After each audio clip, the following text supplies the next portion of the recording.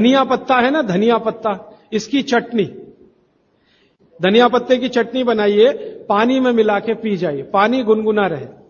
कितनी चटनी? 1 चम्मच चटनी, उसमें कुछ डालिए मत, नमक मिर्ची कुछ मसाला नहीं, खाली धनिया पत्ते की चटनी। और जब तक धनिया मिल रहा है तो ये हरे पत्ते की चटनी, धनिया मिलना बंद हो जाए तो सूखा धनिया। ये धनिया जो है ना, थायराइड की सबसे अच्छी दवा मानी जाती है। पथरी, पथरी जिसको भी है वो चूना कभी ना खाएं, ये याद रखें। कहीं भी शरीर में पथरी है तो चूना कभी ना खाएं। तो फिर क्या खाएं? एक दवा है पत्थर तोड़ दवा, क्या बोलते हैं आप उसको? पाखंड भेद। शोभाकांत जी के यहां वो दवा है, पाखंड भेद, कहीं भी मिल जाएगा। तो आप इसका काढ़ा बना के पिए।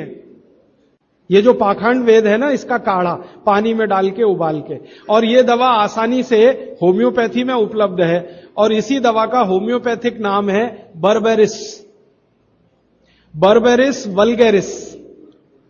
पाखंड वेद का बोटेनिकल नाम है बर्बेरिस वल्गेरिस।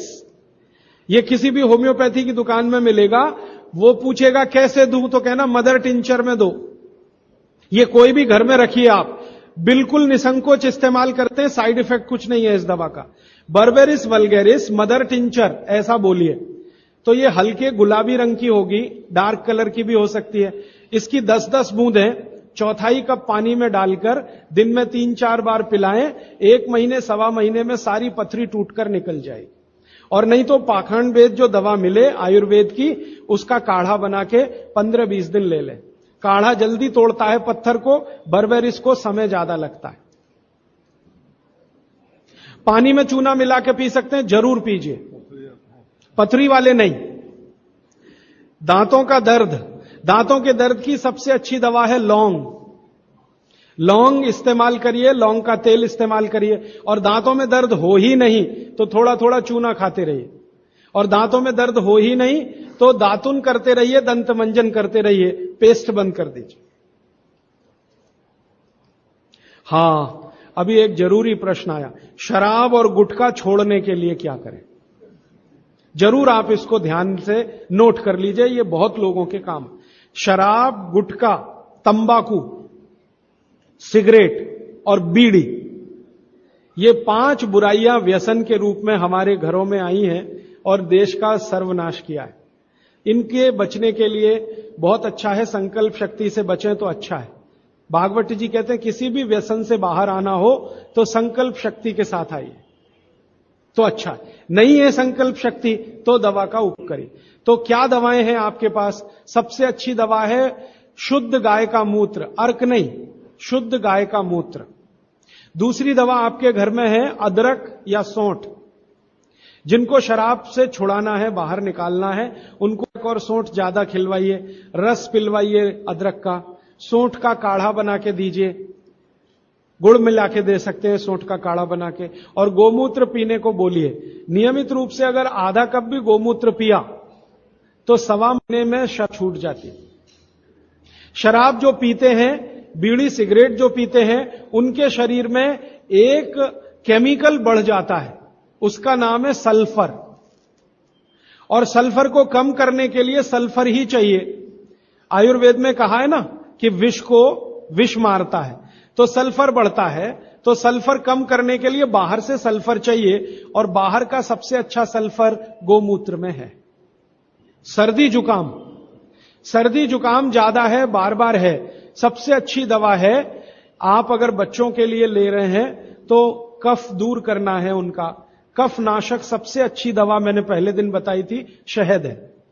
दूसरी शहद नहीं लेते तो गुड़ है, तो बच्चों को गुड़ दीजिए ज्यादा। एक उनको चूना भी दे सकते हैं, चूना कफ का भी नाश करता है, वात का तो करता ही है, कफ का भी करता, तो चूना दे सकते हैं। गाय का घी नाक में डाल सकते हैं। हल्दी जबरदस्त कफ नाशक है, तो दूध में हल्दी मिलाकर दीजिए। और दूध हल्दी थोड़ा घी मिलाएं तो और भी अच्छा कॉम्बिनेशन है। तो जिनको सर्दी जुकाम बार बार होते हैं उसके लिए। पित्त बढ़ा है तो क्या करें? देशी गाय का घी खाइए। देशी गाय का घी गरम गरम पानी में डालकर पिए तो सब पित्त को शांत करेगा। और दूसरी चीज मैंने पहले बता दी है, अजवाइन और काला नमक, ये भी पित्त बढ़े तो शांत करेगा उसको। एक मेरे पास डिफिकल्ट केस है, ये मुझे व्यक्तिगत रूप से मिले। कोई एक महिला है, उसकी लंबाई लगातार बढ़ रही है। ये मुझे शाम को मिले 4 बजे। बाल उड़ गए तो क्या करें, बाल कम हो गए तो क्या करें, बाल झड़ रहे हैं तो क्या करें। तीनों में एक उपाय है, दही को तांबे के बर्तन में रखें, 5-6 दिन खूब खट्टा हो जाए, हरा हरा हो जाए तो इसको बालों में मालिश करें। 1 घंटे के बाद बालों को शीकाकाई से धोएं। हफ्ते में 1 दिन जरूर करें। त्रिफला शहद और गुड़ के साथ सबसे अच्छा है, गुड़ के साथ सुबह खाएं, और दूसरा चाहे तो शहद के साथ भी खाएं। त्रिफला को औषधीय के रूप में लेना है, औषधि ऐसी जो धातुवर्धक है तो सुबह ही खाएं। और त्रिफला को रेचक के रूप में लेना है, माने पेट साफ करे, तो रात को ही खाएं सोने के पहले। बहुत ज्यादा छींकें आती हैं, नाक से पानी गिरता है, थोड़े दिन चूना खिलाएं और गाय का घी नाक में डालें। 15-20 दिन में छींकें भी बंद होंगी, पानी गिरना भी बंद।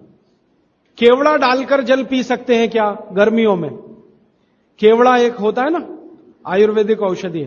केवड़ा डाला हुआ जल सिर्फ गर्मियों में, मार्च, अप्रैल, मई, जून, बारिश जैसे ही शुरू हो केवड़ा वाला जल बंद कर दीजिए। केवड़ा और एक होता है खस, ये दोनों मिलाया हुआ जल गर्मियों में।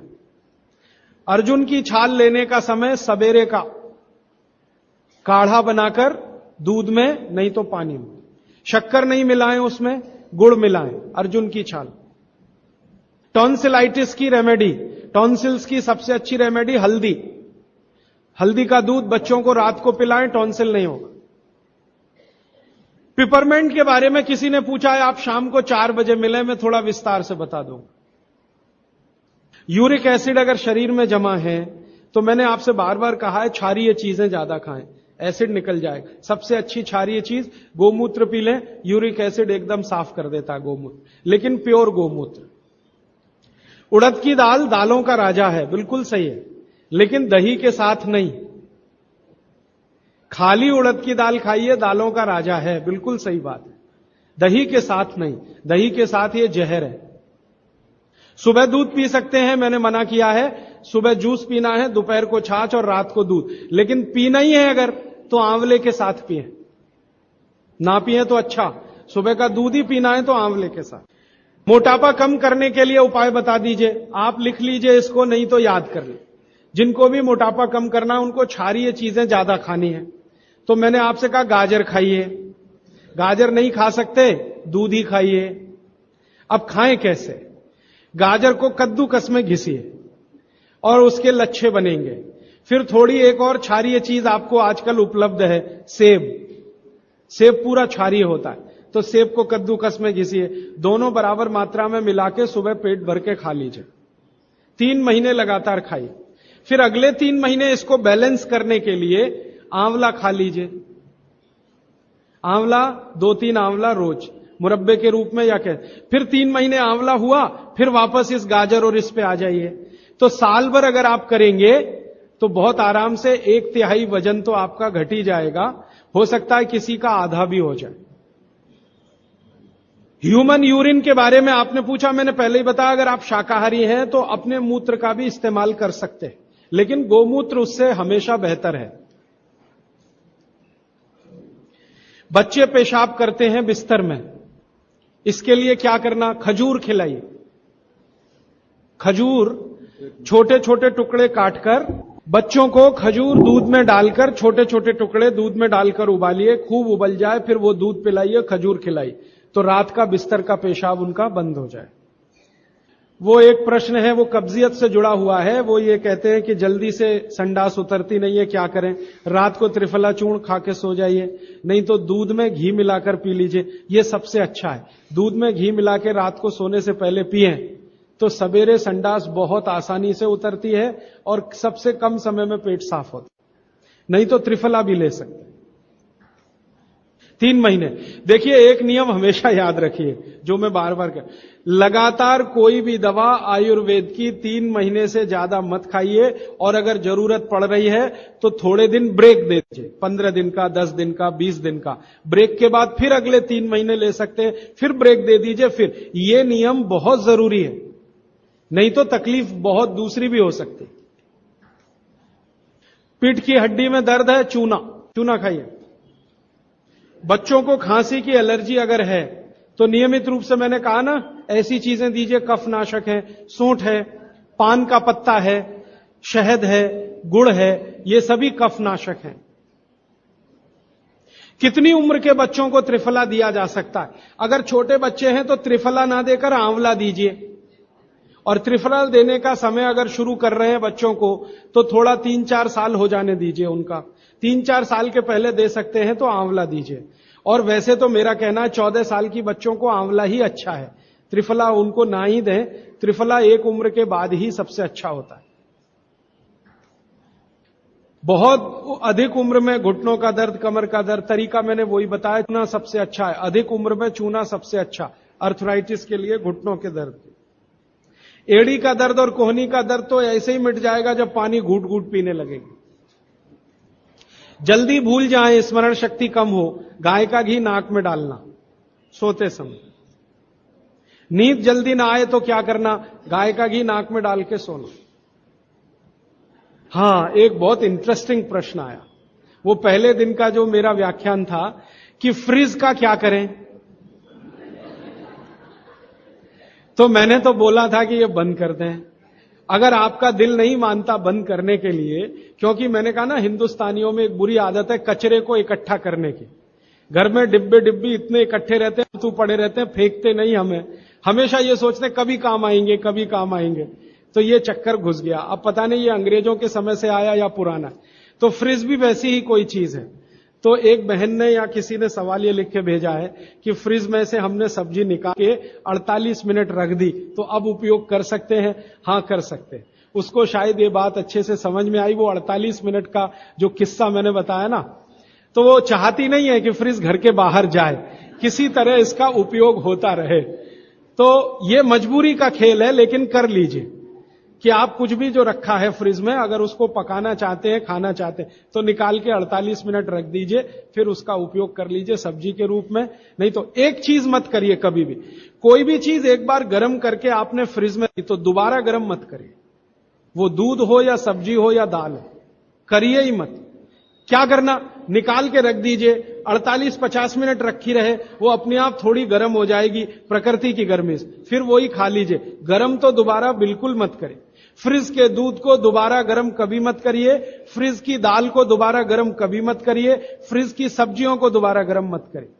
चटनी भी फ्रिज में से निकाल के रख के खाइए। दही भी फ्रिज में दही रख देते हैं, 48 मिनट रखा रहने दीजिए, फिर आप उसका उपयोग करिए। तुरंत निकाल के और छाछ बना के वो बिल्कुल मत करें। मेवा खाना चाहिए कि नहीं? सूखा मेवा जरूर खाइए, ड्राई फ्रूट्स आप जरूर खाइए, लेकिन जो ड्राई फ्रूट्स आपके लिए अनुकूल हैं, आप जहां रहते हैं वहां के हिसाब से मैं कह रहा हूं, सबसे अच्छा बादाम आपके अनुकूल है। आपके अनुकूल काजू नहीं है। बादाम बहुत अनुकूल है मद्रास में रहने वालों को, काजू अनुकूल है जम्मू कश्मीर में रहने वाले, तो बादाम भरपूर रखते हैं। और जो दूसरी चीज अनुकूल है, मुनक्का, किशमिश। किशमिश और मुनक्के में थोड़ा अंतर है, बड़ी किशमिश को मुनक्का, तो मुनक्का और किशमिश ये आपके बहुत अनुकूल है। बादाम आपके बहुत अनुकूल है। मखाना, मखाना 50-50 है। ज्यादा अनुकूल तो बिहार उत्तर प्रदेश वालों को है, और थोड़ा चले तो झारखंड वालों को। आपके लिए 50-50, ना बहुत प्रतिकूल है ना बहुत अनुकूल है, बीच का है। और बाकी जो अखरोट वगैरह हैं ये आपके अनुकूल नहीं। अखरोट खाना चाहिए हमेशा ठंड में रहने वाले लोगों को, आपके लिए अखरोट बिल्कुल अनुकूल नहीं। और ड्राई फ्रूट्स क्या खाते हैं आप? चिरौंजी, चिरौंजी क्या कहते हैं उसको? जो चिरौंजी है वो आपके लिए अनुकूल है, चेन्नई के आसपास के लोगों के लिए अनुकूल है, वो आप खा सकते हैं। और ड्राई फ्रूट शायद इसके आगे हैं, हां, केसर। केसर अगर आप खाएं, वैसे तो औषधि है, ड्राई फ्रूट नहीं, लेकिन ये 3 महीने के आगे नहीं खा सकते, नवंबर, दिसंबर, जनवरी, और दूध में मिला के। मिश्री, पिस्ता, पिस्ता 50-50 है। अंजीर बहुत अनुकूल है सिर्फ एक ही किस्म के लोगों के लिए। इसको मैं आपको कहता हूं, जरा ध्यान से सुनो। जिनको शरीर में शक्ति की कमी लगती है, शक्ति की कमी लगती है, ताकत कम है, शक्ति कम है, उनके लिए अंजीर बहुत फायदे की है। लेकिन जिनको पहले से ही ताकत है वो ना खाएं इसको। चेंदारू क्या होता है? एप्रिकॉट। हाँ, एप्रिकॉट आपके लिए ठीक है, आप खा सकते हैं एप्रिकॉट। हाँ, एक सुझाव है, प्रश्न नहीं है, और वो सुझाव मुझे स्वीकार है। वो ये कहते हैं कि आप चले गए उसके बाद क्या?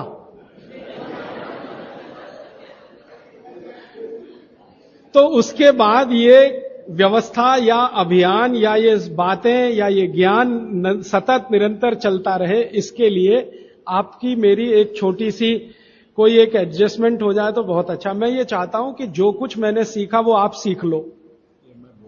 हाँ, और बाबूजी बोलेंगे वैसे, मेरा ऐसा कहना है जो मैंने सीखा वो आप सीख लो, उतना ही सीख लो जितना मेरे पास है, फिर आप उससे आगे भी सीख सकते हैं और ये दूसरों को सिखाते जाएं। तो नियमित रूप से ऐसी व्यवस्था अगर आप सब मिलकर करें, मुझे स्वीकार है। सुबह का पानी तांबे के बर्तन का पी सकते हैं जिनको कब्जियत की बहुत तकलीफ है, लेकिन शरीर में तांबा ज्यादा हो तो वो नहीं पिए। लेकिन सबसे अच्छा जो सम पानी माना जाता है, इसमें आपको कुछ सोचना ही नहीं पड़ेगा, सादा बर्तन का, माने वो पीतल के उसमें रखा हुआ या कांसे के उसमें रखा हुआ, नहीं तो स्टील में रखा हुआ, गर्मी के दिनों में घड़े का, मिट्टी घड़े, तांबे का पानी पी सकते हैं। हाँ, क्योंकि कुचालक है ना लकड़ी, और तांबा बहुत ज्यादा सुचालक है। एक होता है कंडक्टर और एक बैड कंडक्टर। तांबा सबसे बड़ा कंडक्टर है और लकड़ी सबसे बड़ा बैड कंडक्टर है। तो ये अगर आपने तांबा पिया माने, तो अर्थ के साथ जो कांटेक्ट है ना नंगे पांव, तो वो खत्म करेगा आपको। इसलिए पांव में चप्पल रहे, लकड़ी के पट्टे पे खड़े रहे, प्लास्टिक की चप्पल पहन के हो, रबर की चप्पल पहन के हो, तभी तांबे के बर्तन का पानी पीना। केन वाटर, बहुत लोग आजकल केन वाटर पी रहे हैं, ऐसा प्रश्न आया, तो ये क्या अच्छा है? बिल्कुल अच्छा नहीं। तो आप बोले फिर क्या करें? आपके घर जो पानी आ रहा है टैप वाटर, इसको खूब अच्छे से उबाल लें, उबाल कर इसको रख लें, फिर उसी को पिए। ये केन वाटर से 1000 गुना अच्छा है। केन वाटर पता है क्या है? ये पानी को शुद्ध करने के लिए ब्लीचिंग करते हैं उसकी। उस ब्लीचिंग में क्लोरीन इस्तेमाल होता है, फ्लोरीन इस्तेमाल होता है, और वो फिर शरीर में जाए तो बहुत खराब है। और केन वाटर का टेस्ट सादा पानी से बिल्कुल अलग होता है। तो केन वाटर से 1000 गुना अच्छा है टैप वाटर, लेकिन उबाल कर रखा गया। हां, एक सवाल आ गया है जो अब तक किसी ने नहीं पूछा, शायद आपको पूछने के लिए मन में तो होगा, लेकिन आपने क्यों नहीं पूछा। महिलाओं से संबंधित ये सवाल है, मेंसेस पीरियड का। 2 सवाल आए हैं। एक तो यह है कि व्हाइट डिस्चार्ज बहुत हो तो क्या करें। तो इसके लिए आप ऐसा करिए, एक आयुर्वेद की दवा इस्तेमाल करिए, उसका नाम है शतावरी। शतावरी कहीं भी मिलती है आयुर्वेद की दुकान। शतावरी चूर्ण के रूप में ले लीजिए। इस शतावरी चूर्ण को दूध में मिला लीजिए और रात को जरूर पीजिए। दूध हल्का गर्म रहे, और शतावरी डाल के दूध उबाल भी सकते हैं, फटता नहीं। शतावरी, जिनको भी व्हाइट डिस्चार्ज की समस्या है, शतावरी। और दूसरी कि जब भी मेंसेस पीरियड आता है बहुत दर्द होता है, तकलीफ होती है, इचिंग बहुत होती है, तरह तरह की खुजलियां होती है शरीर में, गुस्सा बहुत आता है, चिड़चिड़ापन वगैरह वगैरह। तो आपका जब भी मेंसेस पीरियड होता है तो आपके शरीर में वायु बहुत बढ़ी हुई है, पित्त भी थोड़ा बढ़ा हुआ रहता है। इसका बहुत आसान उपाय मैं बता देता हूं, भागवत जी का है, मेरा नहीं। वो ये कहते हैं कि मेंसेस पीरियड में सब कुछ ठीक रहे, समय से आए, समय से जाए, ज्यादा रक्त ना निकले और कम भी ना हो, इस सब चीज ठीक रखे के लिए गरम गरम पानी में, जो इतना गरम हो जैसे चाय होती है, घी मिला के पिए। गरम गरम पानी में, खूब गरम पानी में, गाय का घी आपके घर है तो बहुत अच्छा, नहीं तो कोई भैंस का भी चलेगा, 1 चम्मच मिलाएं, आधा गिलास खूब गर्म पानी खौलता हुआ घी मिला दें, थोड़ा पीने लायक हो जाए उतनी देर रखें, फिर उसको चुस्कियां ले लेकर पिएं। अगर आपका मासिक 5 दिन चलता है, 4 दिन चलता, 3 दिन, दिन से मतलब नहीं, जितने दिन चलता उतने दिन।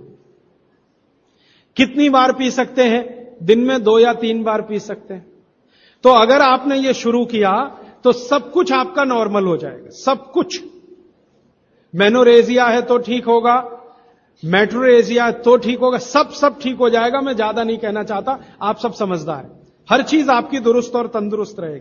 डिस्चार्ज वाइट है तो शतावरी लेना है, और पानी में घी मिला के किसी भी दूसरी प्रॉब्लम के लिए, मेंस पीरियड, ये घी पानी मेंसेस पीरियड में ही पिए, इसको ध्यान से सुने।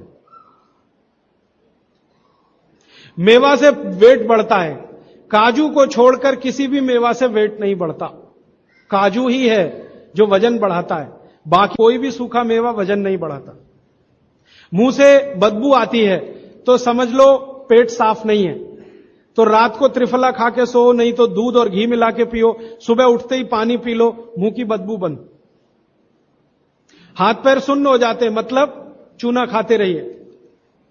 हां, अब ये एक सवाल ऐसा है कि चूने से जीभ फट जाती है, तो आप चूना अगर सीधे जीभ पे खाएंगे तो फटेगी, पानी में डालकर खाएंगे कभी जीभ नहीं फटेगी, दही में डालकर खाएंगे नहीं फटेगी, मट्ठे में पिएंगे तो नहीं फटेगी, जीभ पर चाटेंगे चूना तो जरूर जीभ फटेगी।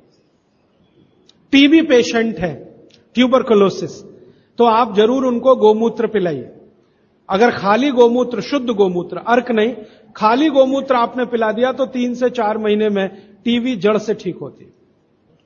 दही में, या तो छाछ में, या तो पानी में, नहीं तो पान में। चूना ये पान में जो खाते हैं वो ही।